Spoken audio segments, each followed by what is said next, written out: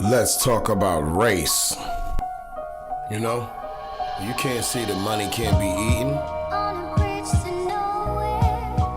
It's where you are.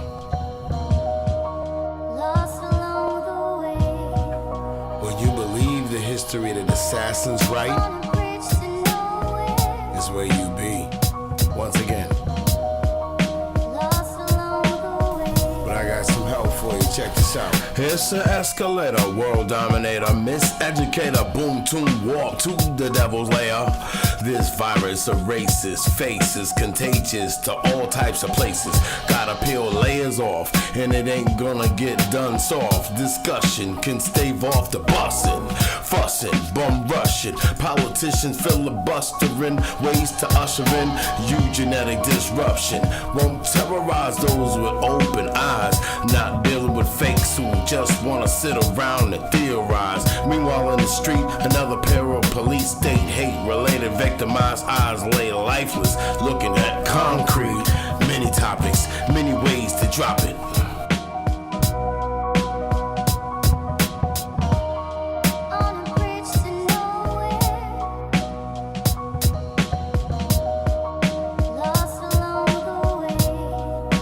Let's rap a taste. Before it's too late.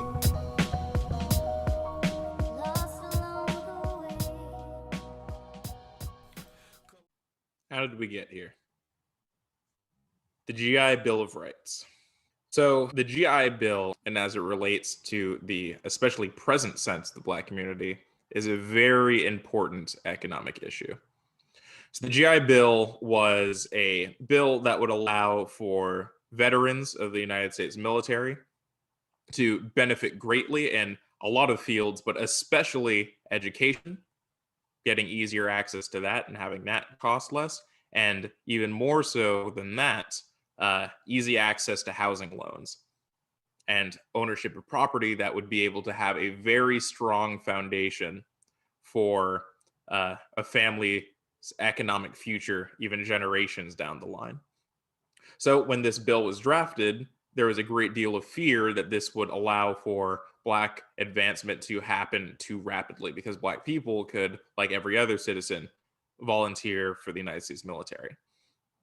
And so there were very specific parameters and stipulations put in place that would allow for the benefits that were supposed to be guaranteed by the GI Bill to skip over the benefits and the advancements of Black soldiers.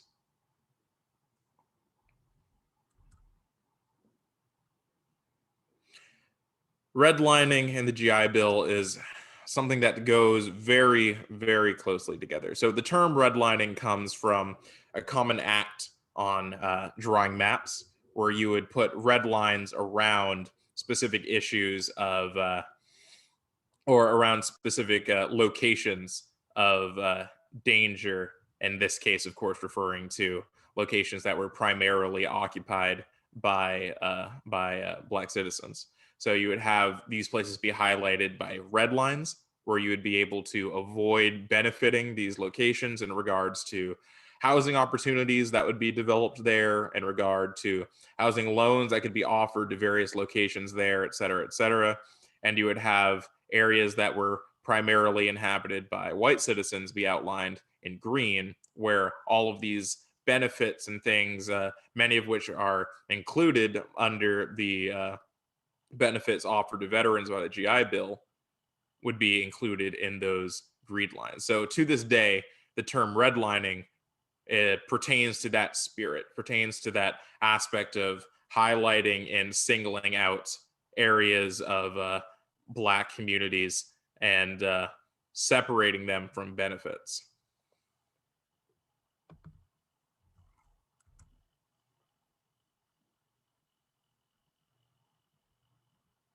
So to continue on this point, you have further examples and you have further quotes of these aspects of neighborhoods being drawn out, refusing to insure mortgages, refusing to subsidize builders that were trying to build things in these areas, and these would continue to take away from the potential benefits that Black veterans could have if they had access to the same resources and the same guarantees that their white counterparts were. Not having access to these things didn't allow for a strong foundation or generational wealth.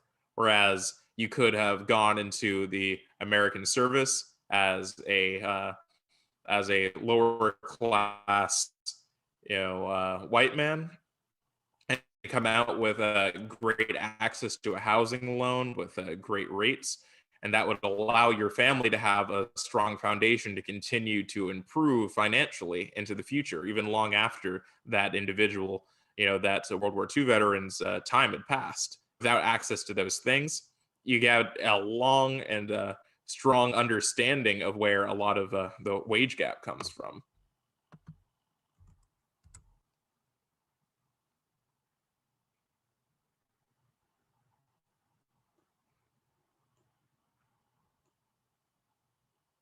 Okay, pause for a second. Yeah, that looked like it was a repeat of. Segregated education. So, in the city of Boston, there is a particular history with segregation, both in terms of when it was commonplace throughout the country, in terms of separating Black and white students from each other based on the foundations of having their facilities in which learning was committed in be physically separated, and when that was commonplace in law throughout the country, till even long after the fact.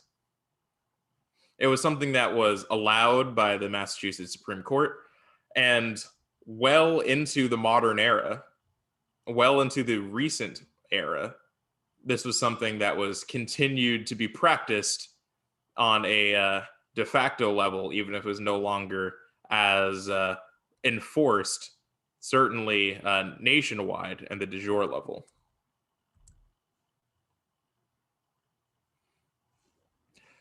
So the court case of Brown versus Board of Education was a Supreme Court case that really broke through this perception of separate but equal and allowed for there to be a collective place of learning and a collective place of social interaction between Black and white people again. So it was the specific case that began to break down the rigidly in place standards for segregation in public schools and other government schools like that.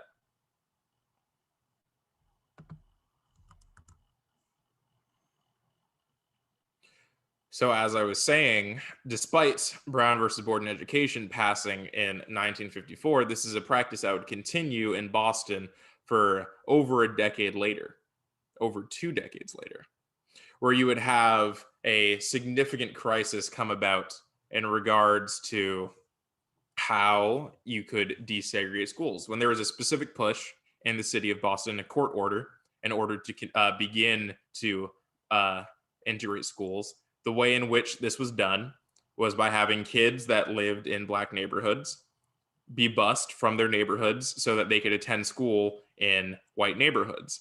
And the backlash to this from the white citizenry was tremendous.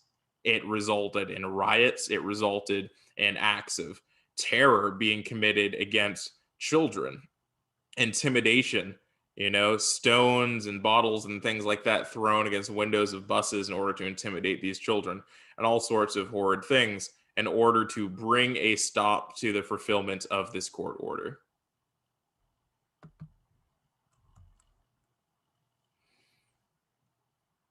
This is something that would continue for a long time. This is something that would have to be endured by many families that tried to seek a better educational option for their students, because obviously, as is relatively common knowledge, the term separate but equal was obviously never that. And white schools always had access to better funds, better books. It's a better opportunity for education for children. And so there was a great educational benefit to the busing process. And so it was a tremendous fight in order to push through these waves of riots and terror that were happening against this process that was attempting to forcibly change the level of segregation that had persisted in Boston for all of these years. This is something that actually directly pertains to my history because my father was in elementary school during this very time period. He grew up in Roxbury, where he was originally being bused to a school in Roslindale. And in this context, he personally faced a lot of these issues, a lot of this terror of just these screaming, furious white people, these citizens that were expounding levels of anger that a child could barely comprehend or understand why these things would be happening.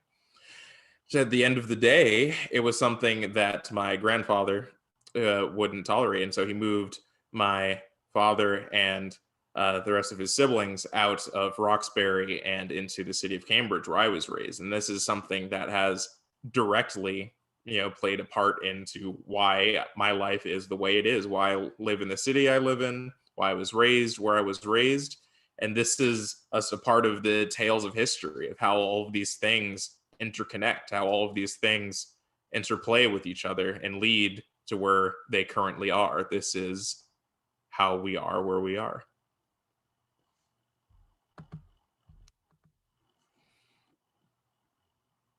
Where are we today? So now, as we currently live through the coronavirus pandemic, ideally closer to the end than we are to the beginning, we have a particular trend to note of how disproportionately affected Black people are to the coronavirus compared to white people. And you have lots of examples of severity in suffering to this virus being caused by underlying medical conditions.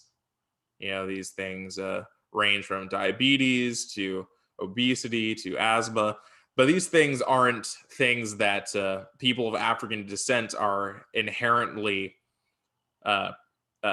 prone to, such as something like anemia is something people of African descent are inherently prone to due to genetics. This isn't that at all. This is something that are based on conditions. These are things that are based on situations like living in food deserts are a cause for obesity in the Black community. It's not an inherent genetic phenomenon. So all of the aspects that we've talked about, how you lead from one thing to another, how this leads to community not having access to fresh fruit, food or economic stimulus because of how it was redlined. How something being redlined is based on fears of economic development from the GI Bill. How the treatment of Black soldiers was based on laws of segregation with the Jim Crow laws, and how those stem from the Black codes, and how those stem from the manners of release after the freedom from slavery after the Civil War. All of these things are interconnected, and we can truly see how the chain links interconnect when you get to the modern day.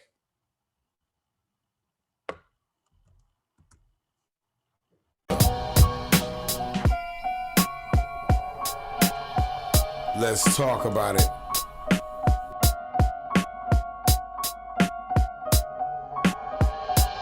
Let's talk about race.